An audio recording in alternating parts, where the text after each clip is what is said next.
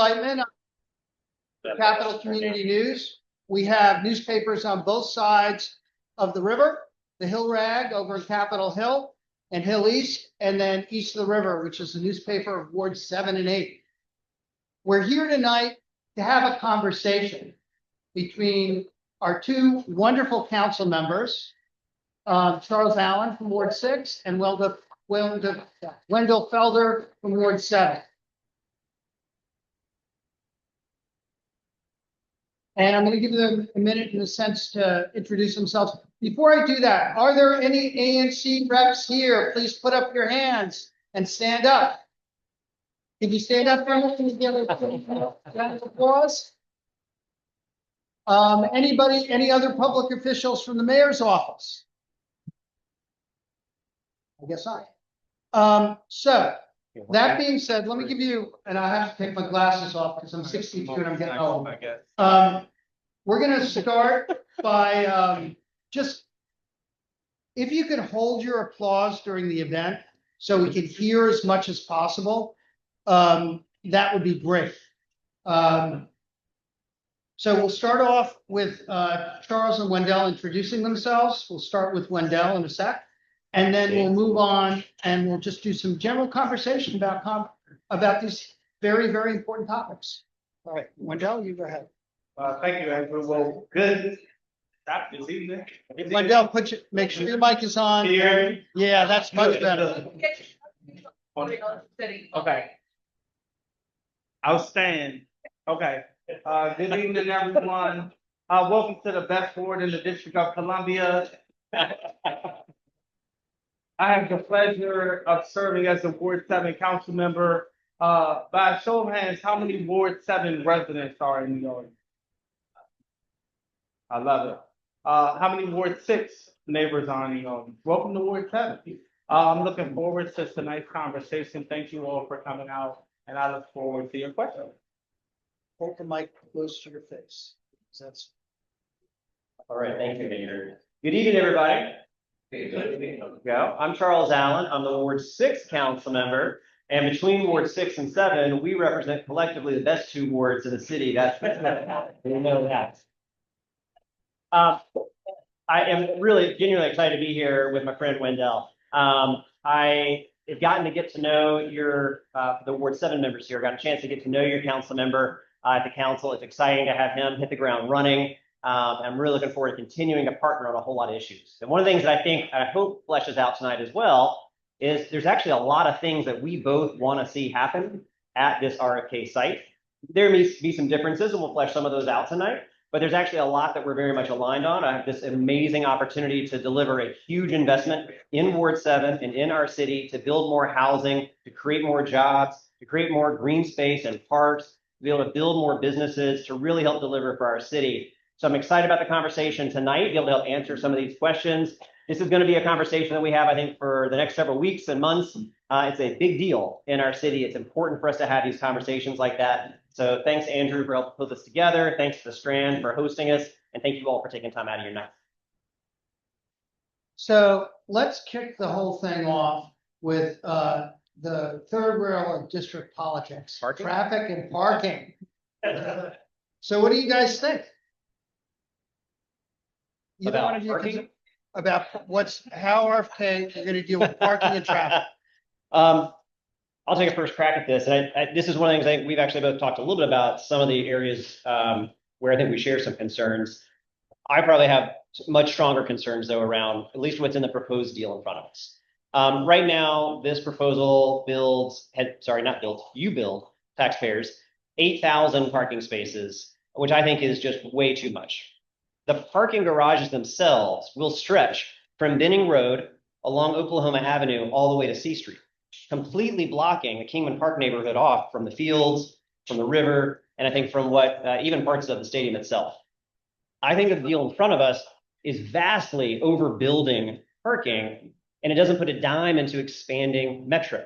That to me is what we should be doing. If we're talking about building a site, building a city, building a neighborhood for the future, then I want to see dramatically more investments in our metro system. This should be very much of a transit forward type of space. If you think back to the Noma neighborhood, where 20 years ago, DC's first infill metro station went in. And when you look at the pictures of it, it's kind of sitting there by itself, but 20 years later, 15,000 people live around it, tens of thousands of new jobs, grocery stores, coffee shops, retail.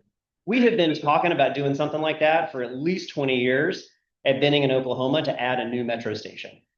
If this is a project that's moving forward, I think it's absolutely essential. No matter whether there's a stadium or not, we are going to be rebuilding this RFK site. Thousands of new residents, thousands of new visitors. I would like to see us, and one of my proposals is to make sure we're putting that money into Metro to build a new station, expand the Stadium Armory station that we've got, really focus on the future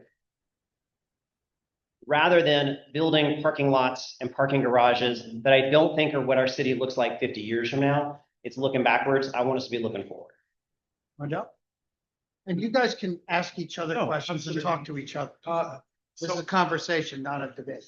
To my colleague's point, where there's common goals, I too support the creation of an infill site along Oklahoma Avenue. I think we both agree extending the streetcar and investing in WMATA to ensure that Ward 7 and our neighbors in Ward 6 and Ward 5 has a transportation network that is conducive to supporting the redevelopment of the RFK campus. This is no standard from any other development deal across the district. Whether you're looking at the Ward, the Navy Yard, Walter Reed, et cetera, there is a component of this deal that requires a transportation study. I'm in constant communications with the director of DDOT. I believe I have the hardest job on the council because when this amazing deal goes through, to ensure the proper implementation of this to prevent the disruption of quality of life for neighbors, I got to make sure that DC government agencies and the commanders are keeping the agreement that as a council member I've laid out. I think that's why community conversations like this is so important. To my colleague's point, just want to correct one thing. There was conversation about large parking garages blocking the views of Oklahoma Avenue. Well, if you look at the site plan of the deal, housing, which I'm a huge supporter of, that will be built first along the Kingman Park, well, not first, pardon, build along the Kingman Park district, and then parking will be on the other side of Oklahoma Avenue. And there has been conversations about the possibility of moving the parking garages and putting one parking deck into the DPR district, which we're in conversations about there. And if there's an opportunity to do so, then I support that. So the site plan envisions two very large parking garages that run essentially from Benning all the way down. They are required in the term sheet that those have to be built for opening day. So those are some of the largest investments that are going in. Again, DC taxpayers are going to be building that. We don't get the revenue from it, but we're going to be building it. I don't think that's a fair deal and the right deal for DC, but I also think that's overbuilding the parking again. 8,000 parking spots to me is too much. And let me just give us context. So at Nats Ballpark, and most people have gone to a baseball game at some point, when you walk in, you've got two parking garages right there. Those combined are 1,250 parking spots for about a 45,000 seat stadium. Got Metro that's very proximate to that. That to me, I'm not saying that if we end up with an NFL stadium, we're going to have some parking. But I don't think 8,000 is the right number. I think it needs to be dramatically lower. And what I would like to see is, if we're going to do this, that we focus again on investing in Metro. The budget that's in front of us removes the streetcar. So there is no streetcar that's going to be making a connection. There's not any money for expanded bus service along Benning Road. We need to really think hard about how we're going to be expanding Metro. And that's, again, where I think we have a lot of common ground on this, is where we really support that and put the dollars into it. The reason why I think the timing is so important is because the term sheet and the deal is in front of us. And I've been around long enough to know you got to get these things in writing and into the terms now so that they really come to fruition, not a hope and a chance that they're going to come after. So let's build on that for a minute. many of us use 295. How many people have driven on 295? Hot mess. How many people think that 295 is a good place to drive? Oh, you do, all right. I mean, it's basically a parking lot. Yep. So let's say you put 8,000 cars or even 2,000 cars down 295 or up 295. How are we gonna deal with the traffic? And maybe redoing the road? I mean, what are your guys' thoughts on that? Wanna speak to that? Yeah, you go. Yeah, so a couple of things. I mean, you live in Parkside, right? I do live in Parkside, so I get to see every day, the traffic through 295. I've also been quoted, to ensuring or pushing for, 295 is built underground. I don't think there will be any funding for that, but that's a long-term vision. I think for me, not only pertaining to RFK, but just along Minnesota Avenue, Benton Road, Kingman Park, Kenilworth, Parkside, figuring out what we can do as a district to improve the infrastructure across Ward 7 is in its entirety, especially our artery points. So whether that is heading towards East Capitol Street or River Terrace, just ensuring that there's an overall comprehensive transportation study that supports this plan. And that's what I'm thinking about as the Ward 7 council. So if you were God, how would you improve 295? Besides putting the Seriously, Well, other than putting it underground. yeah, I think a couple of things. I think I would try my best to expand it as best as possible. Now, luckily, well, I'm not an engineer, but I would love to put it underground, reconnect the communities that were intentionally divided, build on top of it, make that one anchor in Ward 7. So we really opened up our downtown Ward 7, and it supports the redevelopment of RFK. Maybe build a pedestrian bridge where you can walk from Minnesota Avenue to Benton Road. What about you? Well, I completely agree with Councilor Felder around getting 295 below ground. It's a hot mess. It was built intentionally to divide communities. It divides communities today, and it's 1,000% correct that we need to put that thing underground and reknit neighborhoods together. I think it's a disaster as it is right now for anybody who has to drive through that thing. So the best way in my mind of not adding over 8,000 cars coming in on a Sunday afternoon is not create 8,000 parking spots. They're going to draw those 8,000 cars. So I think by changing how we want to get people there, again, so if we're going to have a stadium, I want to get as many people there as possible on transit. There are going to be people who drive. That is a reality. So this is one of the things I've reached out to the commanders and we've had a good conversation about, and I know that they have started the process of what does a transportation plan look like? And I think there'll be more details that come out around that. That needs to be done in concert with the city, but it's not just about a stadium. Remember, this site is a lot more than a stadium. This is the entire thing. 20,000 people will call this home. So we kind of get fixated on the stadium, the game day traffic. Just add 20 more thousand people to this space. That is going to create a huge pressure point on Metro and our transit. For those that are driving, that's going to create more challenges on our roads. So we need to be really thoughtful about how to do that. But the best way to move people around the future is going to be on Metro. And that to me should be where our prioritization is. So here are two thoughts. What do you do with parking garages when there's no game? Do you use them for buses? I mean, we don't have a bus depot in DC. You go into New York City, there's an uptown Port Authority and a downtown Port Authority, and that's where the buses go. What about the tops of the parking structures? Could we put ball fields on them? I mean, what about thinking creative, Wendell? So you guys, But think of it as a creative thought. yeah. So the two large garages that are required to be built by opening day, the ones that run from Benning down to C Street across along Plum Avenue, that's a lot of parking, and there's no way. We can be realistic about this. Even if we do a stadium, the amount of time it takes to redevelop all these different sites takes a long time. Again, anybody gone to the ballpark lately? The parcel that's immediately across the street from the ballpark is about to cut its ribbon. It's just been under construction. That's the site most proximate to the stadium, right? And that's taken us more than 15, 20 years to get built. So this will take time, and there's multiple phases that come in.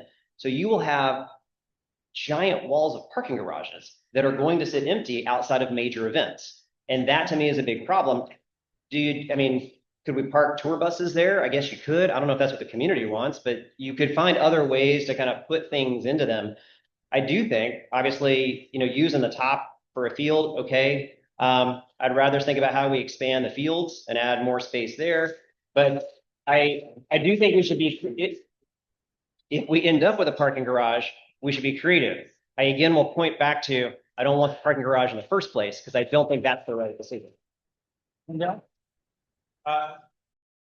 Yeah, so a couple of things when we talk about creativity and the possibility of utilizing the parking garages outside of activity at the stadium, there's a number of things that I've been thinking about. Obviously, designing the top of the field, we could put soccer fields, we can put a garden. We also, when we think about RFK in the campus in its entirety, from a cultural standpoint, figuring out how it can tie in aesthetically to heritage, Kingman Island and Heritage Park. So there's a number of concepts that I heard from community members that I've been thinking about. And I also welcome any ideas that neighbors in this room may have, so we can, figure out how we can maximize that space in a creative manner. All right. So one of the questions that we got by email is how to create an affordable opportunity for folks in DC to attend these games. You guys want to talk about that? Absolutely. So I have this slogan, this is our ward and we're in this together, which for me means that as a council member, I represent neighbors, but I don't make all the decisions, right? I'm a vote on a body that chosen us to sit on together. With that, it is one of my top priorities to two priorities. The first priority is to redevelop the site in a way that limits the disruption of the quality of life for neighbors who live in the surrounding communities. Additionally, making it affordable. So as a part of one of my requests to the commanders in our conversation is how can we make games more affordable for neighbors who want to attend games? Sure. So when you look through the term sheet on this is one of the things that I am concerned about and would want to partner with my colleague on around ways to get at this. There's a healthy amount that gets financed by selling seat licenses. So this is a new thing that NFL stadiums do. DC would not be unique in this. This is something that a lot of stadiums do now, where you're going to pay a couple $1,000s for a seat license, but then the privilege of being able to buy season tickets. So they sell the license, and then the season tickets go with that. My concern around that model is that it does drive up your overall prices, especially for people who are going to be paying season tickets. I know a lot of folks that have held season tickets for the now Commanders for a very long time, and they're passed down through the family. They're actually affordable. There's a lot of folks that take a lot of pride in the seats that they've had as family members over the years and have kind of kept those going. So the license fees, I think, are something that are going to really have some sticker shock for a lot of folks.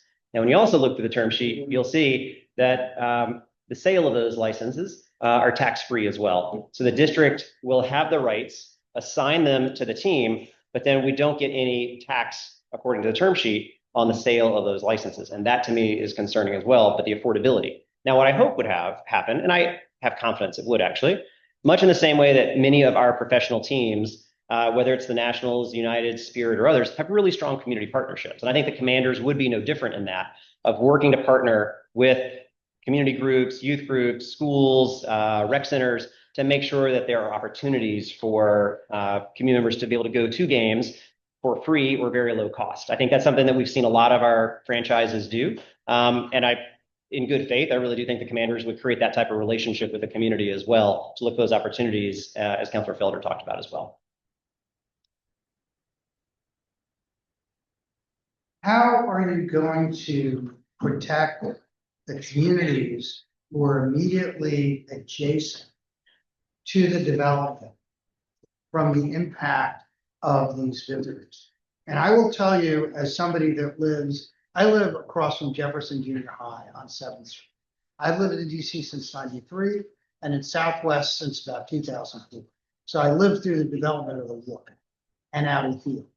And I will tell you, in my neighborhood, parking is a blood sport. On Sunday, there's no parking enforcement. You know, people, when I talked to my friend Rhonda Hamilton, who's the ANC commissioner next to Nats Park, who lives in the developments that are south of M Street, she will tell you, out in field on a game day, they'll find people parked in those townhouses, they'll be parked in their front yard. Somebody just pull in. So what do you think, and we'll start with Wendell, that you can do to really make sure that the impact on residents in Kingman Park, Hill East, River Terrace, and even Parkside is limited? Well, the reality is success leaves clues. As an incoming council member, I have the privilege of looking at past development projects and learning from best practices. The reality is we do not have to wait until construction of the site takes place before we even start having conversations about parking. Just some context, since being elected, I've been to 6 community meetings at Kingman Park, including their civic association meeting, as well as all of the ANC meetings. We've had town halls, we had 3 town halls. We've also kicked off our community benefits listening sessions across every community in Ward 7 with the intention of collecting feedback. So from that has really guided my conversation with the director of PDAP. To go a little further, actually today I had a conversation with Commissioner Payne, who's in attendance today, and we talked about the very same thing. So when I'm talking to the director of DDOT, what I'm asking her is how can we mitigate any parking challenges that currently exist for neighbors who live in Kingman Park today? They know over the weekend it was Glow Fest. Folks, we got a lot of emails as it relates to people parking in their spots, the disruption. So once we get out this budget season, because everybody is extremely busy, trying to figure out what we can do right now to kind of improve parking in that community. And then as the RFK development that takes place, when we talk about the transportation plan, figure out how that transportation plan is implemented in a way that outlines a timeline for how we plan to approach every phase of the development. Yeah, and this is an area at the council. I chair the council's committee on transportation and the environment. So this is a space where I definitely want to be backing up Councilmember Felder as he's working with his constituents around that. One of the things that I'm proposing is we need to create a construction and transportation management task force that includes the council member, ANC commissioners, neighborhood folks to really think about this. Again, this is going to be a project that takes years to be able to build. And again, regardless of whether it's a stadium or not, it is going to be a lot of construction. And so we need to have neighborhood voices that are in it and are able to have impact on both the commanders as they have site control over a space, be it the Department of Transportation, be it other partners. And we have to learn lessons from other sites. So when we look at parking enforcement, absolutely what Andrew's describing, the site in Southwest next to Audi Field and next to Nats Ballpark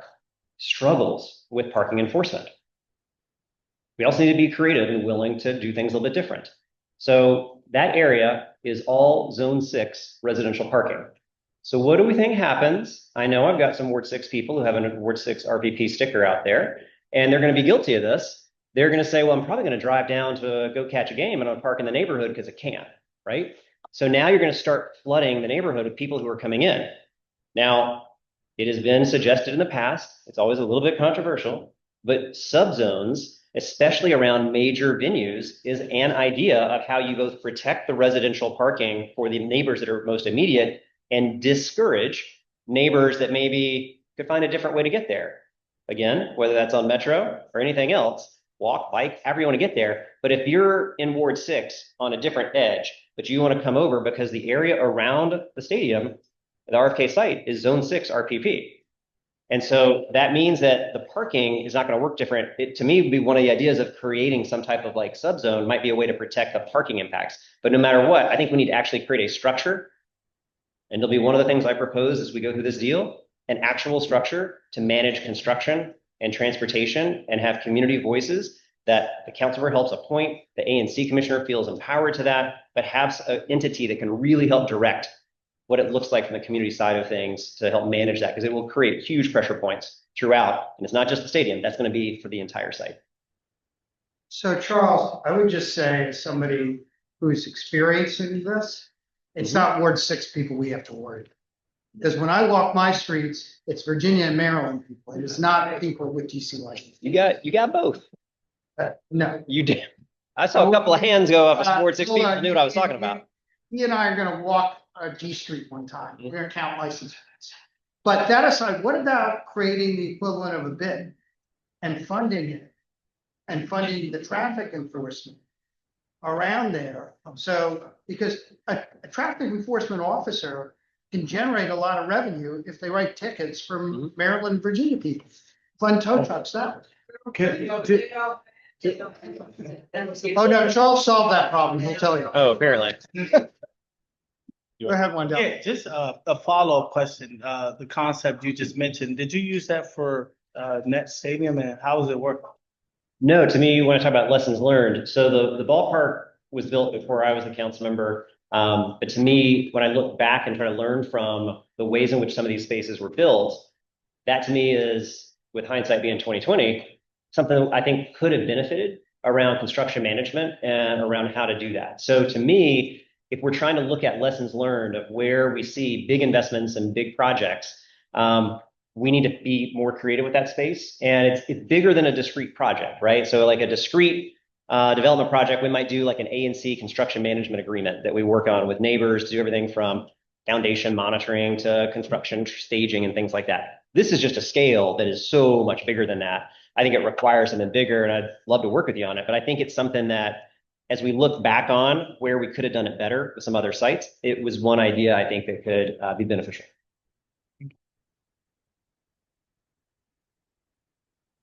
Let's go back to construction.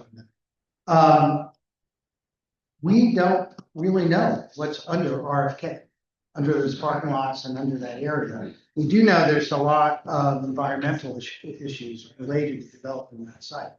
How can you address those in creative ways that protect residents from things like dust?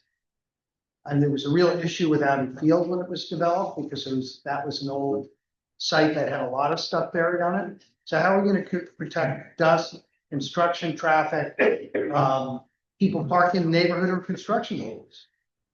So a couple things. I do see the deputy mayor here, who deals with development projects. And I would love for you to chime in, but I would say this.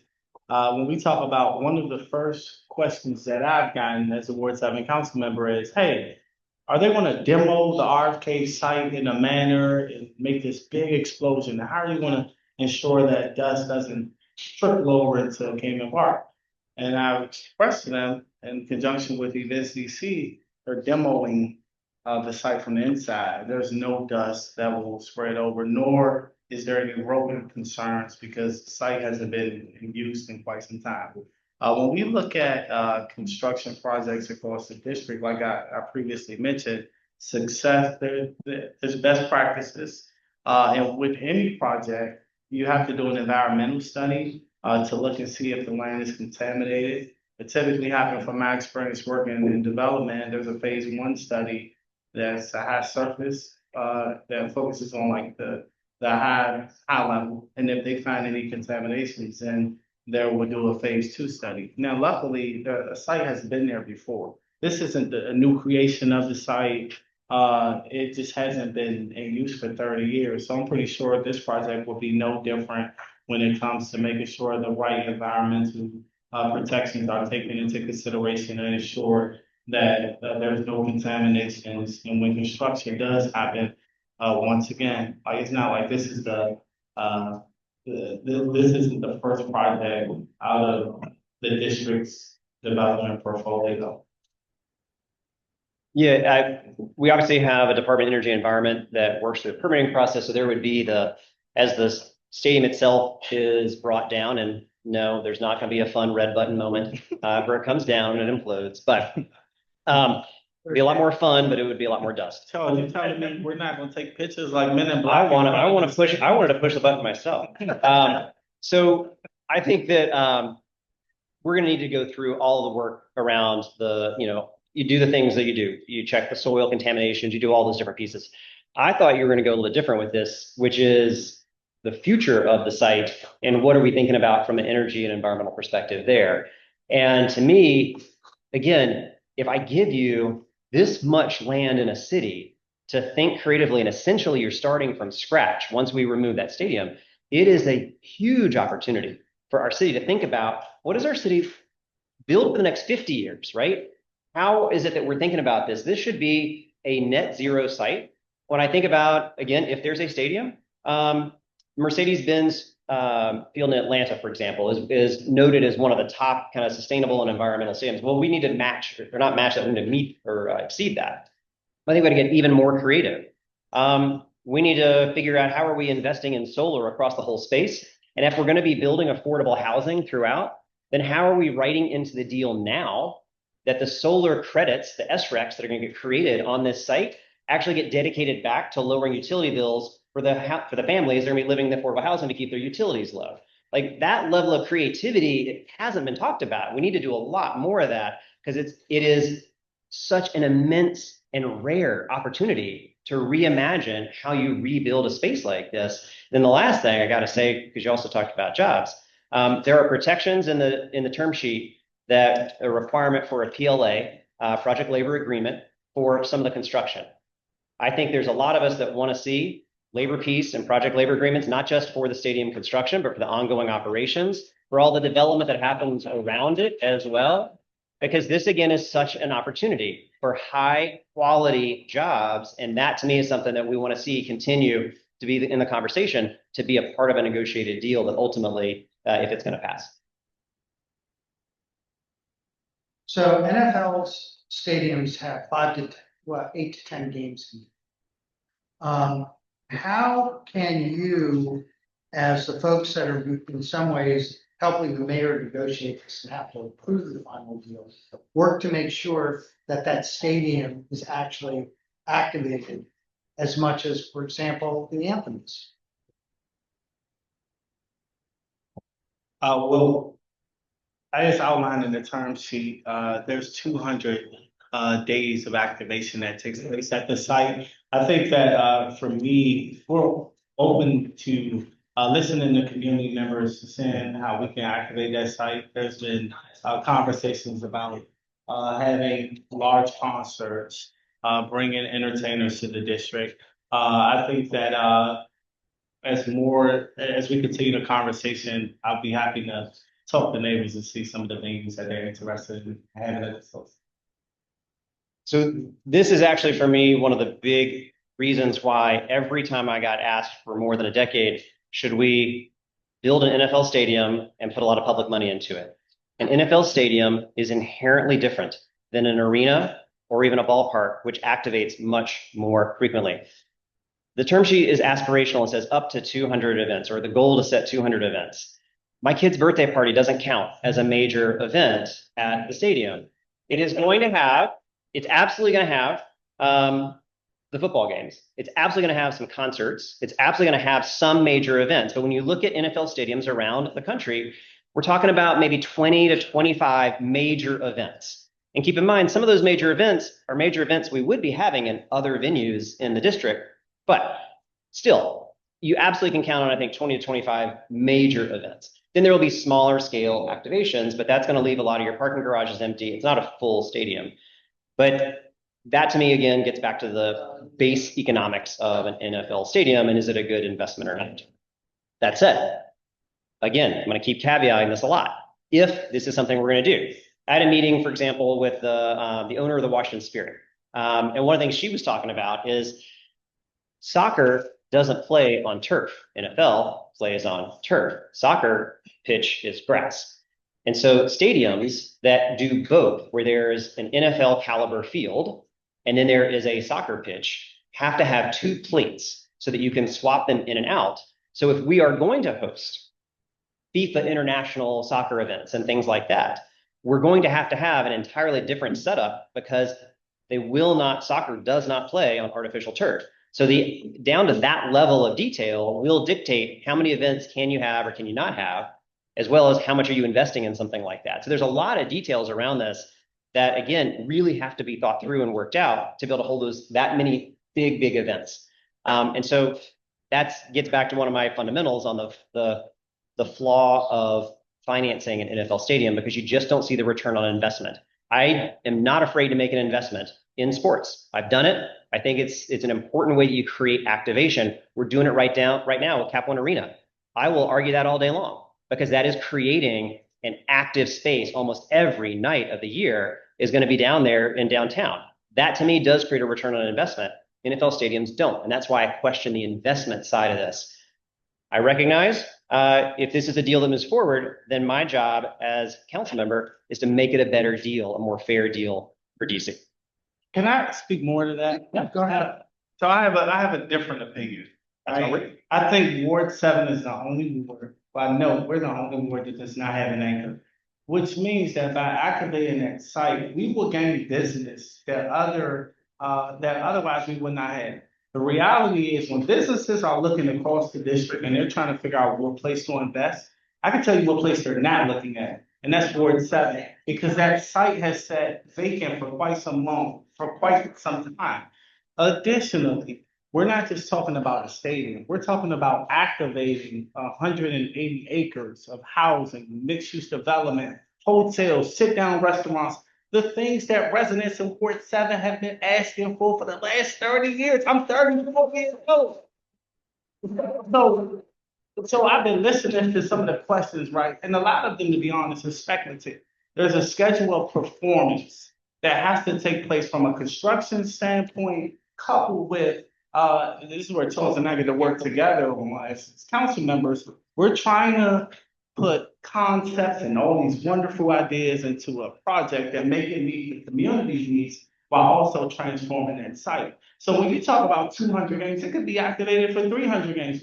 300 days. We don't know, but conversations like this help. And once we continue the negotiations and we continue the conversations, then the possibilities are limitless. So just wanted to add that. No, it's important. And this is where you're going to hear Councilman Felder and I agree on so much around what we want to see, what Ward 7 deserves, what this site deserves, and that is investment in housing, jobs, and the creation of so much that can happen there. Where we disagree, but this is where we have a whole lot of fun together, we disagree about what has to be the anchor at that site. And here's why I just view it differently, right? And this is where we work really well together and friends, but we can disagree on different pieces of it, right? So to me, when I look at an NFL stadium, that's not the anchor that I think can create the catalyst for this site. And here's why. When I look at other sites that we have done in our city, I know we can do it because we've done it before. When I look at the Wharf in Southwest, or I look at Union Market in Ward 5, or I look at Noma, these are neighborhoods that we, with a lot of great and smart people working hard with public investment into it, created thousands of new homes, thousands of new jobs, grocery stores, coffee shops, retail, parks, all of that, without a stadium having to be an anchor in that. And when I look at a Wharf, which spins off last year tens of millions of dollars in tax revenue to the city, and then I look at FedEx Field, Northwest, whatever we're calling it these days, $9 million in tax revenue in Prince George's County last year. And that's when the team was good and filling every single seat.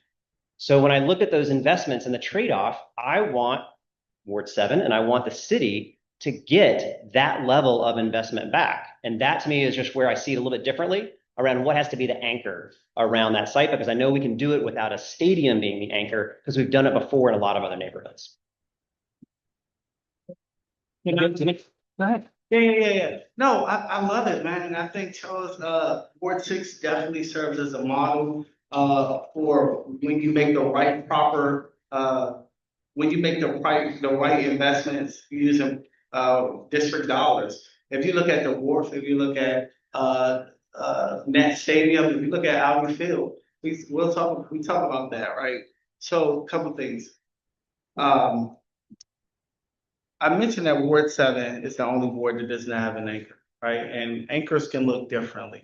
The reality is, if you look at every ward that has benefited the most over the last 20 years because of public dollars, Ward 6 is that ward. So much that during the redistricting process, Ward 6 had to give redistrict. We got smaller. Yeah, All right. yeah, 20,000 residents. 9,000 of those came into Ward 7, and 9,000 went into Ward 8. And that's because of what public dollars has been able to how public dollars has been able to transform the communities. And it's no difference in Ward 7. So we look at some of the things that follow the ward, whether it's DC government buildings coming to Navy Yard or federal agencies coming along Navy Yard. I believe as a council member, by investing in an anchor such as RFK and building all the other neighborhood serving amenities that neighbors have expressed that they want, then that will be the impetus behind really transforming the ward. And I agree in that investment. I'm standing right there with you. It's the what are we investing in? And that's where I come back to. A NFL stadium doesn't create the return on the investment. We know I'm with you 100% in terms of public dollars. Like I've done it before, not just in Ward 6, but all over our city. That's part of what we use public funding for, is to help be that catalyst.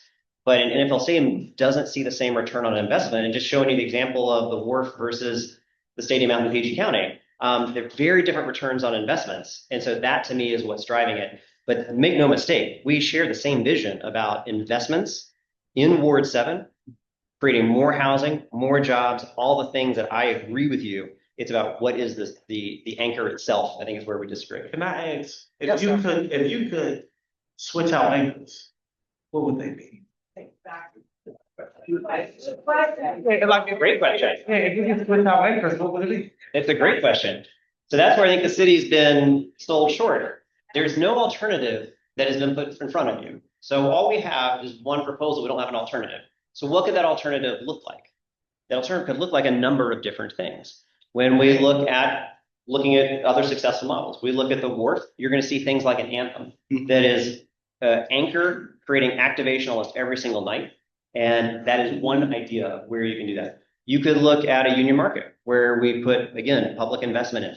You focus that around the idea of a market hall type of space where you're creating lots of businesses and lots of jobs. I think the most important thing is that we're investing in the way that our city is going to grow. And where the Excuse me. go. Excuse me. And so just as Can we let the council be, I appreciate it, Commissioner. And when I think about, again, the investment, when we look at, for example, a Noma neighborhood, where we put in the first infill metro station, and if you look at the pictures of when that station opened, there's not a whole lot around, right? And one of the things that happens is we can create anchors, whether in that case you had an ATF, Yes. you have other spaces. So I'd like to see other types of anchors, but there's a wide variety. What I think we have suffered from is we only have one proposal in front of us. So those alternatives are hard for us to see what those trade-offs are.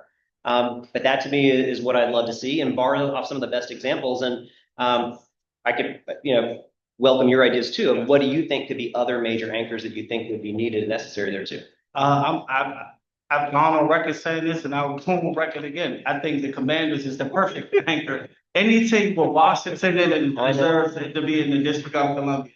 So I asked that question in terms of what anchor do you have in mind? Some of the examples that you gave, the difference is a couple of differences. You have, we'll look at somewhere like Eastern Market. Ward 6 is a model.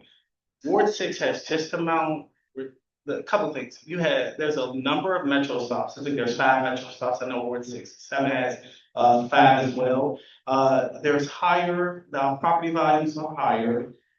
You have more grocery stores in the ward. You have hotels. You have all the neighborhood serving amenities that residents of Ward 7 so desperately deserve. So it's hard for me to understand, or you're making a comparison of those projects. And I think that the stadium will give a heads up to develop that deal. One, because the stadium is already there, the infrastructure is there. But if I'm a small business or a business, we're a large scale business, and when you think about the NFL, they have the resources. So if you say, hey, the stadium is coming, now as a business, especially dealing with the city's shifting economy, we cannot rely on the federal government to bail us out or work with us. That's why they're leaving the districts. We got to make smart investments. So once this deal is signed and completed, I have no doubt that the council will do the right thing. Then businesses will say, you know what? I want to go where the Commander's going. They're building the stadium. My grocery store needs to be there. My sit-down restaurant need to be there. So I asked the question about like, what is a good anchor? Absolutely. Because if I'm a small business, if I'm a grocery store, if I'm a hotel, I need more than 8 days worth of business. And so I've got to make sure that I actually, when you take a look at the site plan, you see how many acres are set aside for 8,000 parking spot garages. And for the stadium, when those sites are used only a handful of times per year, that doesn't help the small business be able to fill their seats, right?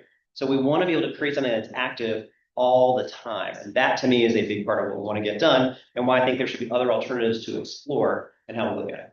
Yeah, and I would say, let me give you an I idea. just say one. I live in Parkside. I could jog to the stadium. And as a father of a beautiful 2-year-old, I used to field at least 3 times a week. With that, if a business comes there, whether it's a hotel, grocery store, sit-down restaurant, or if folks go to visit the beautiful $90 million sportsplex, or use the fields, I don't think that they're only going to utilize the businesses on that site when Commanders games are taking place. I think that will be I know for sure that will be something that we'll use regularly throughout the year. So I say all that to say, for me, it's important and it's easy for me to support this deal because there's a strong enough anchor that in this market, that's another thing, in this fiscal climate, that I know businesses will invest in because they already have an anchor. So let me give you an idea, okay? When the city invested in the Howard and Lincoln Theaters initially, they were more really a failure. And the reason they were a failure is because the groups couldn't book enough live music in. Then the city gave IMP, which is a local organization, runs the anthem, the ability to book the Lincoln Theater. Now the Lincoln Theater is full. A similar thing happened at the Howard. A local group which runs Jamming Java and several other entities was brought in to do the booking. So maybe to improve your idea with the Commanders, have you thought about asking some of the local organizations that are good at booking live music to come in as their partners? Because, for example, the Jamming Java guys, they book Nats Park. They brought Europe. That's a beautiful recommendation, Andrew. I think oftentimes in these settings, we pose questions as though it's an either or, when the reality is you can have both. I think my job as a council member is to prevent the disruption of quality of life, as well as make it to neighbors that live in the surrounding communities, as well as to figure out how we can activate that site.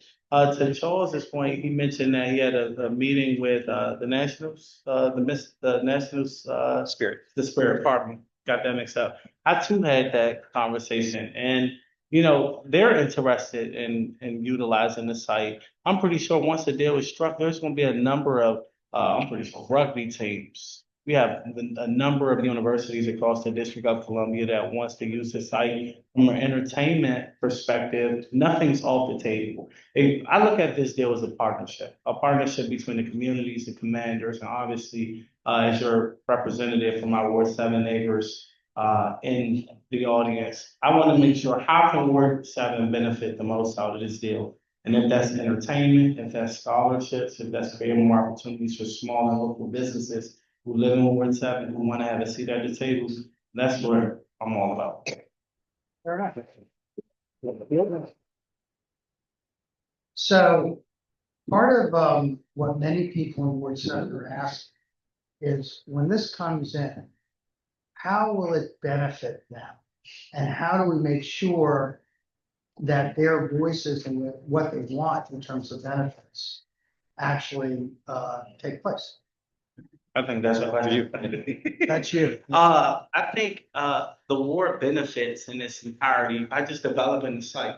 As previously mentioned, that site has sat vacant.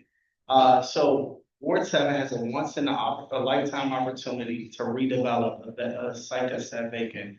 Number two, I mentioned this earlier, Ward 7 is the only ward that does not have an anchor. So with anchor comes a host of attractions that would not necessarily exist. Then from a jobs perspective, then from an affordable housing perspective, they're all there. Additionally, I mentioned this, this is our ward and we're in this together. My office has started to conduct our CDE, community benefits listening sessions. And we want to hear directly from neighbors in terms of what additional community benefits they want to see at the site. So today we've had two. We have three more across the ward, and the 5 commissions for folks who may be unaware. Ward 7 is broken down into 5 ANC commissions, Commission A and C, B, C, D, E, and F. Additionally, we've reached out to our ANC commissioners and we've asked them if they can provide us with a resolution with their community benefits.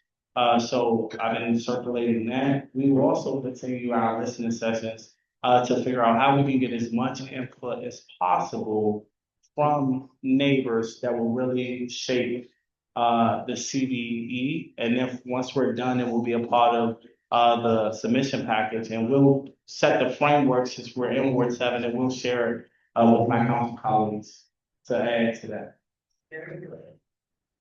Wendell, what kind of benefits do you think will be available? Charles mentioned some of them. I think a couple of things for me. I'm looking at benefits like obviously jobs, neighborhood serving amenities, possible scholarship funds to support our young local youth, money to make sure our local sports teams have the resources that they need to travel should they make it to the championship. Making sure that communities like Kingman Park have funding to support local gardens, making sure that there's a fund that will ensure that businesses in Ward 7 have a seat at the table. Thinking about a concept that I want to introduce that will prioritize CDEs in Ward 7. And then I'm open to other community feedback. Once we're done with our listening sessions, we're going to compile that information and share it broadly. I would say, I would interject, right? I would ask folks, would you respect Ward 7? I think that the moderator, he wants to be fair. If that's the case, then Deputy Mayor Nanny would have been here. We wanted to have a conversation with our council colleague. Before you ask your next question, Andrew, sure. I would just also venture to mention that we also administer surveys to collect feedback from residents as well. We want to make sure we hear directly from neighbors who will be impacted the most from this site. And I'm happy to have an offline conversation following this. I know we got 10 more minutes and I want to be mindful of neighbors' time. So one of the other things is one of the biggest amenities that is on the site, which I know that you're aware of, because you go there with your 2-year-old and you go there with your kids, is the fields at RFK, and also the water, which provides enormous amenities like kayaking and things like that. So how can you make this a center for recreation for district residents and maintain what we have? Do you want to start? And then First talk? off, Yeah, I envision this site, in addition to the stadium being there, as being the district's recreation center, like broadly, regardless of what you live in, regardless of if you live in Maryland or Virginia. If you want something fun to do, you come to RFK. Whether it's the stadium, whether it's our sports flat, whether it's our green space, then as a part of the term sheet, 30% of the site has to be designated for green space. So figuring out how we can activate the waterfront, which Charles and I will share. I'm excited to continue those conversations, as well as working with DOE to ensure and figure out how we can transform Kingman, Heritage Islands and Kingman Park. So I think the possibilities are limitless. I want to add about the fields for a little bit too. This is something that Back when it was just an ocean of asphalt out there, I worked with a couple of folks to help come up with a vision around what we could actually do there. And we fought hard, partnered with Events DC, mayor's administration. We got the funding in, we got it built. And now it is actually just this absolutely supreme space where kids, adults from all across the entire city come and enjoy the field. I also think in the context of this conversation, we've come a long way in about a year. Because about a year ago, there was a meeting where the mayor said, well, I think the fields were always intended to be temporary. And very quickly, she's like, no, they're going to stay. So the mayor's committed, we're going to keep the field there. That's important. But one of the things that I have heard from a lot of folks is the concern around, so what happens during construction? What happens during major events? For me, I think that we need to see in the term sheet and in a commitment that the fields are open throughout construction, that there's plenty of room to be able to do the other construction. You've got to have that stay open. Closing that down for 3 years just doesn't make any sense to me. When we have major events there, major events at a football stadium tend to happen on the weekend. One of the big places where people go for a lot of the youth and adult leagues happen to be on the weekend. So we need to make sure the field is also available in the fall, which is a very prime season for a lot of those sports and activities. So I want, and I'm going to ask that we see that in writing, that commitment that these spaces are staying open. I'd also love to see the fields expanded though. And of course, the larger and the more spaces we're taking up for parking garages, the less options we have to be able to build out more fields and spaces. But that to me is a just amazing amenity. And then I would second what Councilor Felder talked about along the river's edge, what we can do there. I'd love to actually see piers and docks go out into the river so that we can actually get out onto the water. Definitely an opportunity to help secure Kingman and Heritage Island, which are incredible assets in our city, and continue those investments in that space. So I think there's, again, a lot of shared goals and vision when you talk about what those recreation opportunities can be. How do we help make sure that these spaces are there? And I think that's something that I know that as we go through the machinations over the next couple of weeks and months of a deal, I want to see those types of things really secured in a way that the community knows that those things are locked in. So to change subject for a minute, because I see Greg back there, and I'll ask a question for him. When Can we get fishing in the river? No, when Nat Stadium was financed, the bonds, it was financed with a tax on small business that was used to pay for the bonds. And the promise was that tax will end at a certain point, the bonds end. Now small businesses have to pay another extension of that tax. How do you guys think this thing should be paid for? Just in general. And how do you protect small business from not bearing it? Couple of things. I would chime in, and I just would say every development deal finance structure is different. For me, it's not a question on how the district goes about paying for it, because the reality is Ward 7 deserves it. And, it's funny sometimes we get this question about, well, the city's using taxpayers' dollars for this and that, when the reality is taxpayers' dollars go for everything else. So why is there a question when it comes to investing taxpayers' dollars that will generate revenue, that will support the social services that Ward 7 needs in this? So for me, like where was the conversation about taxpayers' dollars when the district allocated $515 million to Capital One Arena? Where was this conversation? Even though Charles this predates Charles, where was this conversation when Net Stadium was $715 million? Yeah, $715 million. Adrian Fenty voted against and it. then where was this conversation when Audi Field got $250 million? With that being said, whether a stadium comes back or not, the city has to spend money on infrastructure. So even if you were going to get all housing there, and I know some groups that want that, I think that will be an extreme disservice to Ward 7 by having all housing with no retail, no anchor. That is criminal. With that being said, hypothetically speaking, if it were just that, $500 million would go into site prep work. So for me, I'm less concerned about the funding revenue, because that wasn't an issue in all the 7 other parts of the district, and it should be an issue in Ward 7. But Ward 7 neighbors deserve it. Whether parking is your concern, or the disruption of your quality of life, that's what I'm here for. But trust and believe, if that money doesn't come to Ward 7, Charles knows this better than I do because he's 10 years in. I'm 5 months in. That money will go somewhere else. And one more thing, I think we got time for one more question to us. I think respond, but I think it's important. I heard a lot of misinformation, and I think it's important to have the deputy mayor just kind of speak to a couple I'm going to of. respond to that. Yeah, after Charles. Yeah, Charles needs to speak first. Fireside chat gets bigger. I never did see a fire though. So the thing is, for each of those projects, those were conversations that happened. And in each of those proposals that came to the city, they were changed significantly by the council. Now, each of those projects ultimately also moved and were supported by the council. But the same questions and the same debates that we're having here and the city is having here were had then with those. And the council did its job, which is to kick the tires on any proposal that comes in front of it. We're not a rubber stamp, and be able to get a better deal for DC.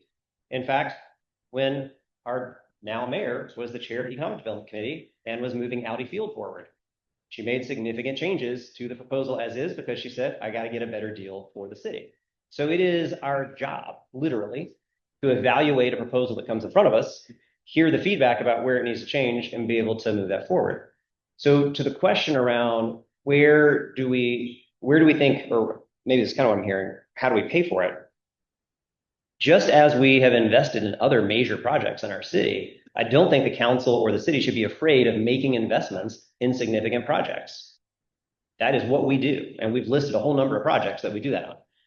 I am concerned, however, about where we see our return back. So when we know that, for example, the term sheet outlines that there's no property taxes. When we've talked a lot about the stadium. We haven't talked about all the parcels that are around it. When we have structural inequities, I think, of 60-year leases for some, 30-year leases for other. I think that when we look at what the return back for us is, how do we generate tax revenue? I said, we're going to build some parking. That's a guarantee, right? I think we should have the same deal we have at Nats Ballpark, where the city splits 50% of the revenue for events that are 5,000 or more. That's a way we protect our way back in. How do we also protect, I think, ourselves from those investments? Let's take a page from Amazon HQ2 across the river in Virginia. There is an expectation by law around the creation of affordable housing as a part of this project. That's a good thing. We want that. There's nothing in the term sheet that says it's got to be done by this date, or this many units have to deliver, or that any of our subsidy gets clawed back if things don't deliver. What if the economy doesn't recover in the next year or two and the financing starts to get tight on being able to build new housing? You could absolutely just hold that off for a little bit and say, well, we'll get around to that. I would like to see a deal that creates stronger protections to deliver that housing that we both want. Absolutely.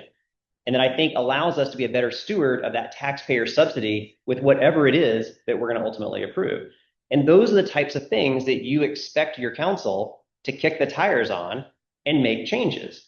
Now, obviously, I know the mayor's put forward a proposal. She worked hard for months, if not years, to negotiate a package. And so, of course, the mayor's got an obligation to defend the packages put in front of us. We also have an obligation to really put our own stamp on it, hear what we hear back from the community, make changes, and I think be a good steward of those tax dollars and taxpayer, and make sure that we are working hard to get the investment and get the return on it and make sure it's a fair deal. In my opinion, the deal that's in front of us isn't a fair deal for DC or for DC taxpayers. That said, I do think that a majority of the council eventually wants to get to a yes. And taking that lens, I am pragmatic enough to know I'm going to work to make it a better deal. That's what I want to do. I have, to the folks from the commanders that are in the room, I've sat down with them multiple times to talk about and hear what is it they're proposing, make sure they can hear me and the things that I think need to be done, and then keep that conversation going. So nobody's trying to shut down. You made a great point. People sometimes get into these either or spaces.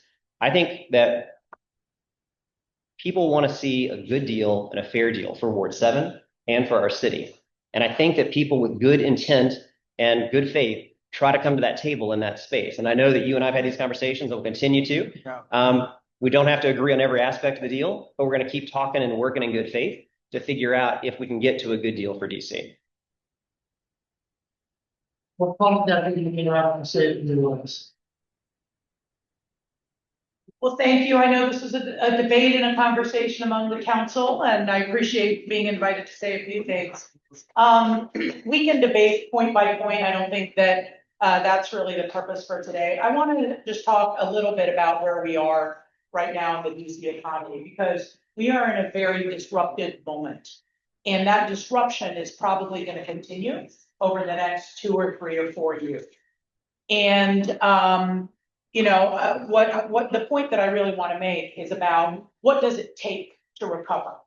So we are applying every single tool in our toolkit to make sure that we are replacing what could be 40,000 lost federal jobs over the next 4 years with every job that's possible, that's available to all different kinds of people. And by the way, those federal lost jobs doesn't even speak to the people who are in the District of Columbia today looking for a job, right? So there's lots to solve for, and jobs are always my North Star.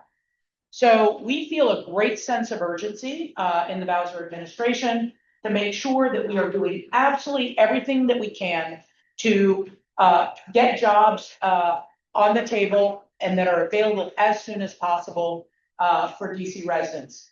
The second thing that we absolutely have to do is we have to restore consumer confidence in DC, because the narrative that's out there nationally or even regionally is something that we have no control over. And so we have to have something, an investment, projects, programs that really talk to who we are as a city and the potential of our city to continue to grow. So those are that's the dynamic of the moment. And so when we talk theoretically about delaying or negotiating a hypothetical other option, we don't have time for that. And two, this is the catalyst that can unlock 180 acres. And so I point to Hillies, which is right next door to RFK Stadium, that DemPed has been trying to develop for 20 years. We've put money into the infrastructure, and it's basically a housing-based development program with some retail that's ancillary. And it's just too difficult to get going. And so the need for an anchor is real. So there could be alternative anchors, but I don't think that there will be, like, the Anthem by itself is not what unlocked the wharf. It was one component. And the wharf, by the way, is only 23 acres. This is 180 acres. So you can accommodate a stadium that can drive a different narrative about this city, that can generate jobs right off the bat. And in terms of unlocking the development potential around the site, it is what draws and gives confidence to investors and to housing developers as others to develop. So that's our case. I just want to make one other point, which is, well, two other points. There's a lot of very specific questions, right? About there's so many details to work out.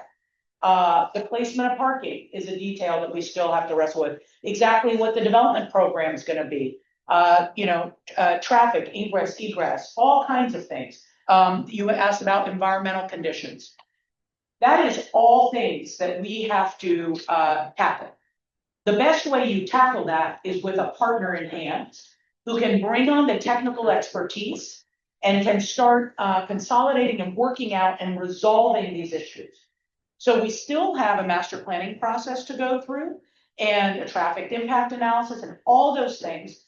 Those studies and that work reveals what the solutions will be.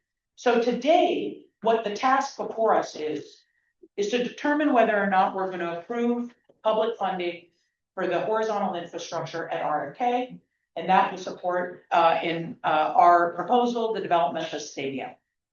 If we don't do that, all those investigations of what can happen will not happen right away. That will take time, and that will take resource that the district would have to do, and then we would have to buy technical expertise to deliver. So I just want to assure people, we've been listening to the community.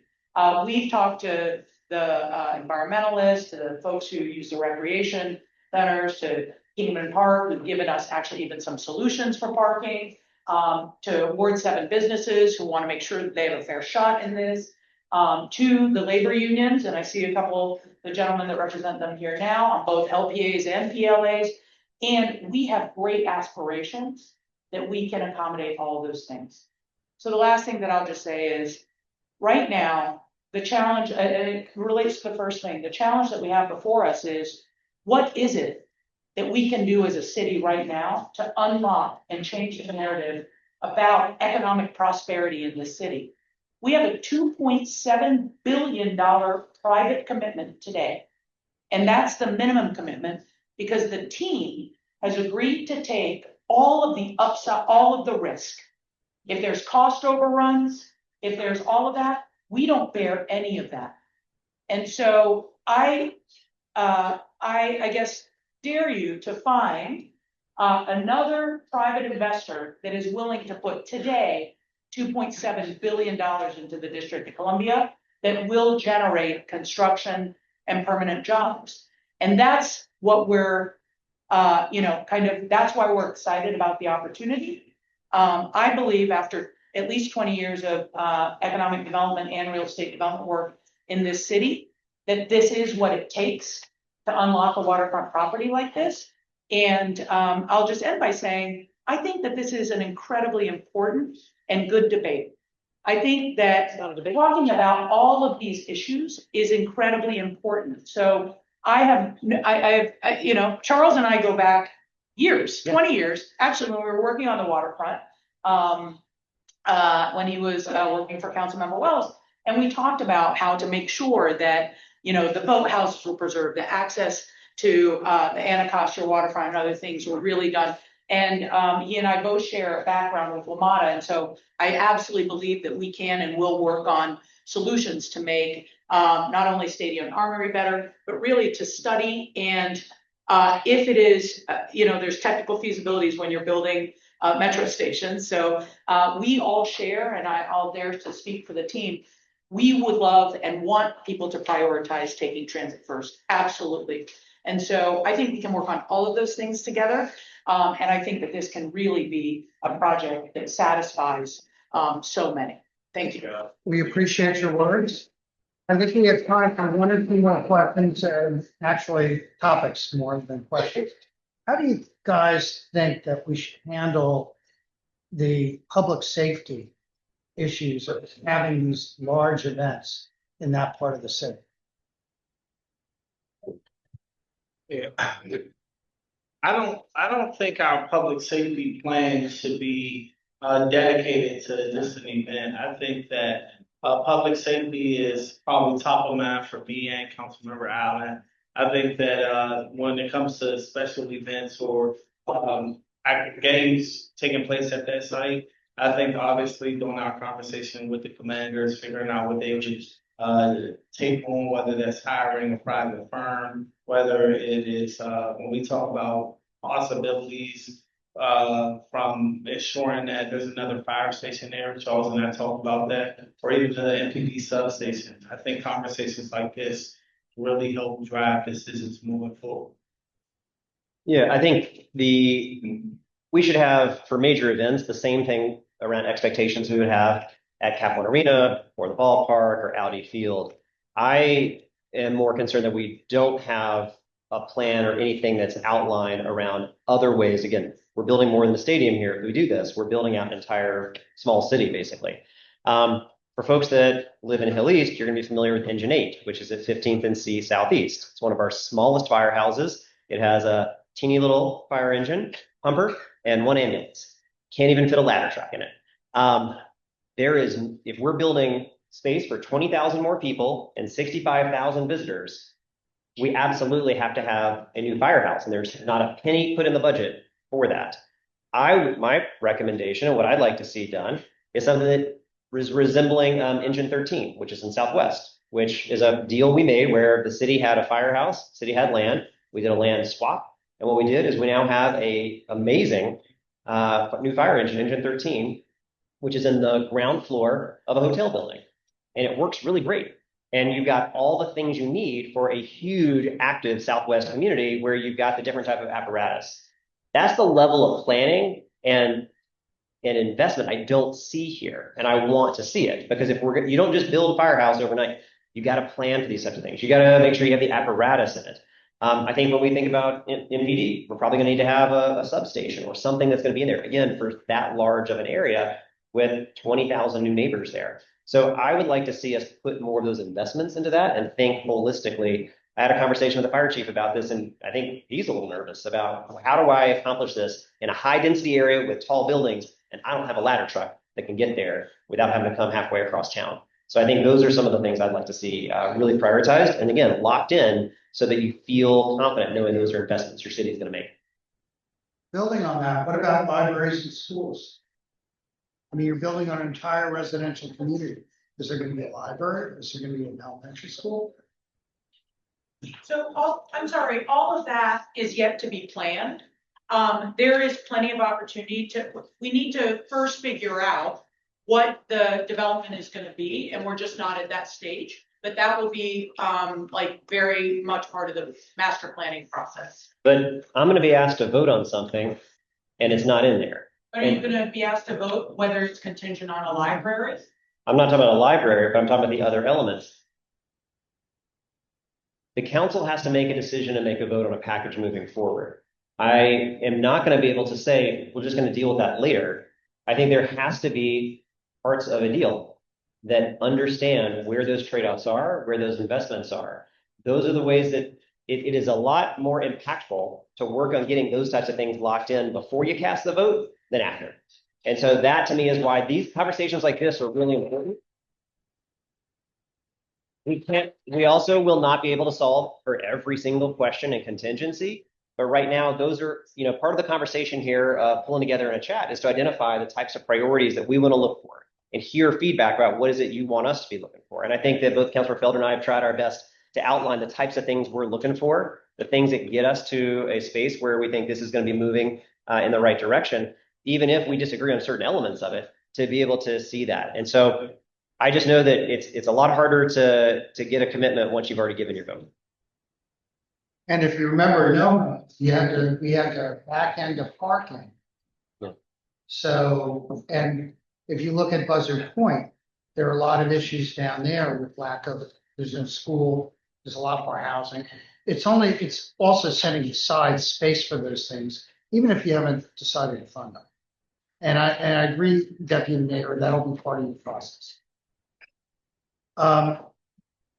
Let's give everybody a round of applause for being a benefit plan. And thank you, AMC Commissioners, Deputy Mayor, and council members. Council members will be here for a while. I'm sure the Deputy Mayor will be too, so you can ask some more questions. Thanks, Andrew. Welcome.